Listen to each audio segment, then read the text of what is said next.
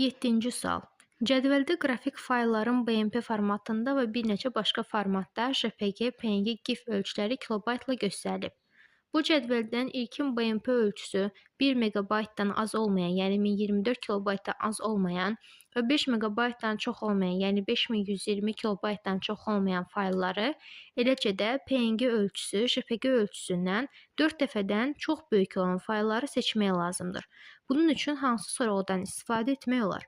İlk növbədə biz aydınlaşdırdıq ki, megabaytdan kilobayta və megabaytdan kilobayta keçməliyik. Ona görə də biz burada A, B, C variantlarını seçməyəcəyik. D və Y variantlarını analiz edək. D variantında göstərilib ki, burada AND, OR əməliyyatları icra olunub.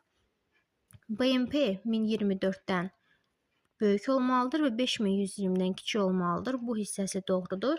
İkinci hissəsində də PNG-ni JPG-yə böldükdə 4-dən böyük bir hissə alınmalıdır. Bu da doğrudur. Deməli, bu sualda doğru cavabımız D bəndidir.